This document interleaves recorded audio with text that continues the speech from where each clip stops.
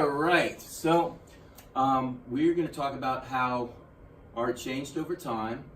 We're going to have another assessment today, and I'm going to go over the history in a way that's a little different than I have in the past by making a video. We talked about how art changed over the last century, but we also talked about the architecture. We talked about this Art Nouveau, which is the sort of plant-like and simplified plant-like style of architecture around 1890 to 1910. And we talked about Art Deco, where it got simpler, it got sleeker, it got more geometric. Then it got really geometric. That's the end of the modernist movement. Then things start working back the other way, where anything goes today. We are now in the postmodern era, where anything goes. Well, that's also true in art. Let's show you some of those postmodern architectures. You see that anybody can make anything that they want now. This isn't a style. Any one of these things is not a style. All right, let's talk about the art a little bit. We talked about how it started out. Almost all of it was painting, but when we talk about the abstract expressionist, it was all just messy, splotchy paint. It was all about paint. It wasn't anything. It was always art materials. It wasn't anything from outside the gallery. It was always art materials, materials you expect to be art, particularly painting. Then things tightened up and they made these hard edge pictures, all right? The post-painterly abstractionist hard edge pictures where it was, you know, solid fills and stuff. So that's simpler. That's simpler than the last stuff. No texture, it's real flat, right? Then you had minimalism where it was all just lines and grids and stuff. So lines and grids are even simpler than just making filled in shape, right? Well, you also had this minimalist sculpture that just, when you talk about Sol LeWitt, he went to a point where he stopped making them. They were so simple. He got other people to make them. He would just write instructions and then people would make his artwork. Well, then you go one step further and now you don't even have an artwork anymore. This is Vito Acconci, where this is a completely conceptual piece. We're not even writing instructions for it. He's just following a set of instructions where there's no object being made. There's no art object at the end of it. There's no sculpture, no painting, no whatever. In this case, he documents it with photography. In the first one, he's following somebody until they go into a private space. And the other one, he's trying to catch balls while he's blindfolded.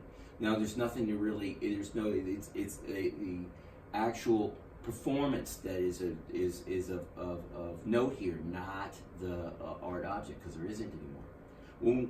When you go that far, eventually you stop looking for art objects and you start bringing things from outside the art world into the art world. In this case, the pop artists, what they did was start bringing stuff into the gallery, the cans, the soup cans, the pictures from our everyday lives, celebrities, that kind of thing.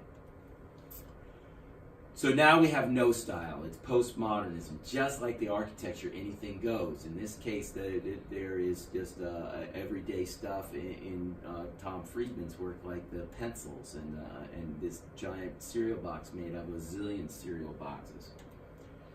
Or Kehinde Wiley, where he's reaching back into old paintings and making changes. In this case, he's taken Napoleon out and put a person of color in. That would, you know, there aren't many paintings from this period back in the 1700s or whenever when this painting was made, and there are no African Americans in it. So he sort of fits in the African American. So he's changing art history and just reworking it. So he's reworking old styles. Gunther Forge, he shows a good example of somebody who doesn't even stick with one type of artwork. He's doing photography, he's doing sculpture, he's doing he does a lot of grid stuff, all right? And this grid stuff reminds me of the minimalist stuff, only it's not straight. So here's Doris Salcedo. Now her stuff is very minimalist in the way it's treated, but she's grabbing everyday stuff, which is a little bit kind of pop. So she's mixing two styles together. In this case, she's trying to show us that you know, you can have furniture that stands in for the people when they're gone. If there's nobody sitting in a chair, one is reminded that somebody could be sitting in a chair, and maybe it's somebody you knew, somebody who's important to you. Andrea Zittel is making stuff, very modernist-looking stuff, but the whole idea of this being art is kind of strange. And her idea of making art that she wears, in this case, she makes a dress that she wears for an entire month.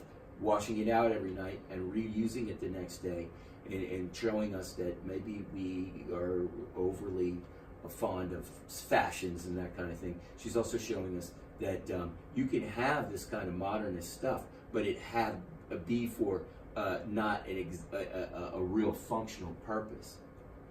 So here's how did it change? Well, it was all art supplies, and it got simpler and simpler and simpler and simpler until it became nothing at all. Then they started chucking things into the gallery that it didn't necessarily were there before, like soup cans and stuff, until today where it's a free-for-all, where anybody can do anything or mix any kind of art together that they want from the past. All the old styles can be combined to make a new one. So here you go, simpler to nothing at all, to chucking in everyday stuff, to anything goes. So it has a sort of logic to it, all right? Now, there are some art things that we didn't talk about that are part of postmodern, like word art, all right? All these artists do art with words. Sometimes they combine painting with words, and sometimes a painting is just words. And here's an update. This is an older work where Duchamp put a toilet in an art show, and Maurizio Cattelan took that same idea for a toilet and gold-plated the toilet. I've seen this artwork in person. Or this is the Lascaux cave paintings done by actual cave people, and here's a update where Banksy has the person washing away the cave painting. This is Michel Basquiat, and he's a very good example of somebody who takes a lot of older styles and mashes them together to make new ones. He has words all going through his artwork. He's a very important artist. He's one of the top-selling artists even today, even though he's been dead for over 30 years. This is our question from last year about how art changed over time and what things could be art now and what kind of things would you put in an art piece and that kind of thing. Today we're going to show this in a different way. Instead of writing, we're going to go ahead and we're going to make a mashup of different art styles, and we're going to actually paint and draw these things.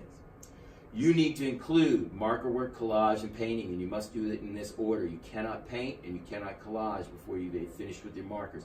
Once you've done the markers and you've gone on to collage, you cannot work backwards. It will ruin the markers. Once you do the collage, it's probably not a good idea to try to paint. It will get paint into the glue, and we don't have a lot of it left. All right, after that, you need to put conceptual art words. You might want to draw those in if you want to. You need to do some minimalist graphs, some lines and stuff that are all like orderly. You need to do some hard edge stuff and do a pop art example by taking, I have a bunch of pictures of famous artworks, and you can cut them up and glue them in any way you want. And finally, there is abstract expressionist painting.